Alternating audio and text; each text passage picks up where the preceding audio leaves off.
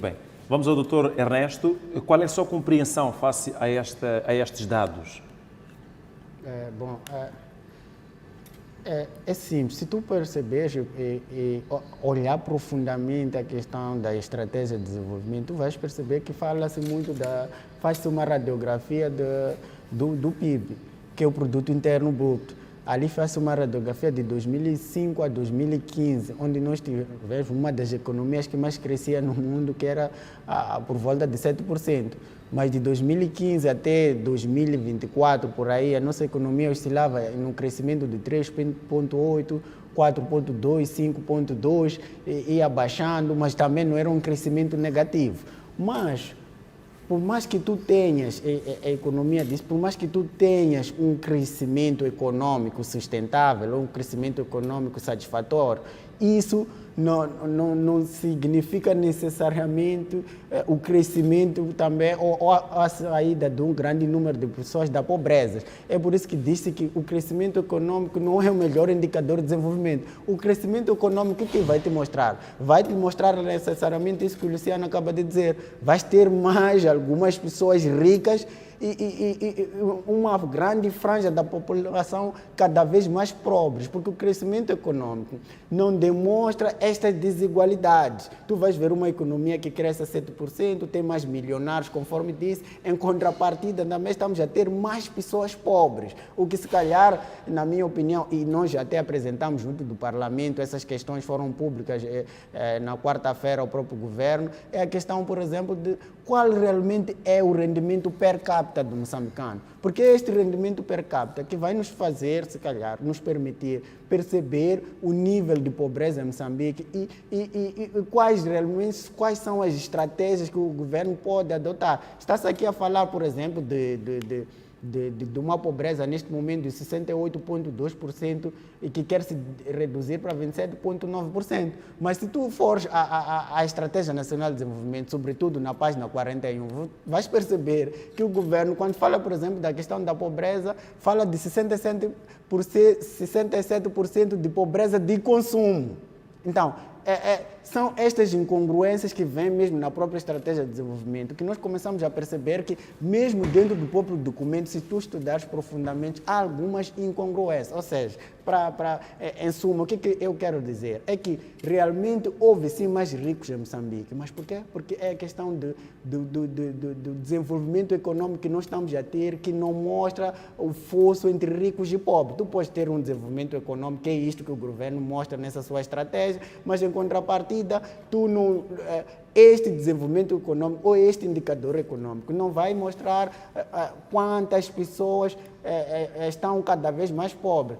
Concordo em parte assim com o meu colega de painel quando realmente fala que uma nação que não controla a sua taxa de natalidade, ou seja, de nascimento, pode ter dificuldade com a questão de desenvolvimento. Mas nós temos que perceber que as pessoas, por mais que a gente controle essa taxa de natalidade, porque o nascimento é mais a reprodução da pobreza, não é a criação da pobreza como tal, porque esses pais que nascem mais já são pobres em si. Simplesmente estão a nascer mais, estão a reproduzir a pobreza. Portanto, na sua visão, os pobres produzem mais que os ricos?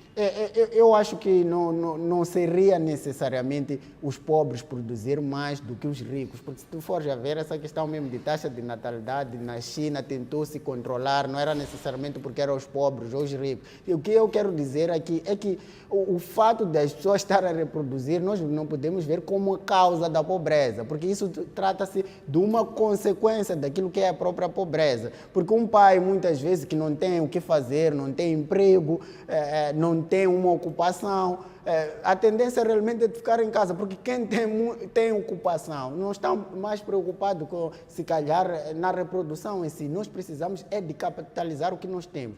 Por exemplo, falou-se aqui da questão de educação. Realmente, se tu fores a ver os dados de desenvolvimento humano, Moçambique está na cauda. Por exemplo, há anos atrás, dos 178 países, nós estávamos na posição 171.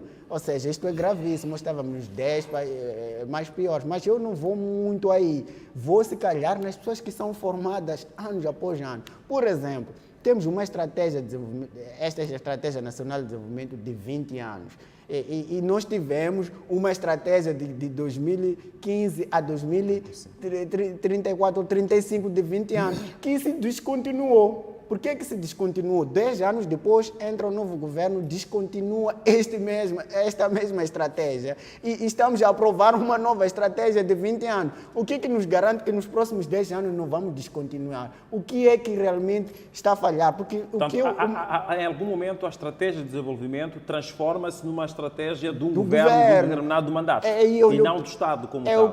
É aí onde eu queria chegar. Porque se nós estamos a falar de Estratégia Nacional de Desenvolvimento, estamos a falar de um programa do Estado, não do governo. Porque se for do governo, seria de 10 anos. Mas como é de 20 anos, nós sabemos que um governo só pode renovar o seu mandato uma única vez, neste caso 10 anos. E tu estás a dizer que aprovaste um plano de desenvolvimento há 10 anos atrás e hoje há uma grande descontinuidade, ou seja, estamos a aprovar um novo plano. Acaba, do ponto de vista formal, é um programa do Estado, mas do ponto de vista prático ou de fato, acaba se tornando um programa de governo. É aí onde nós temos que começar a discutir, afinal, o que é que está a falhar, são as estratégias ou não. Queria terminar na parte de educação, só para terminar.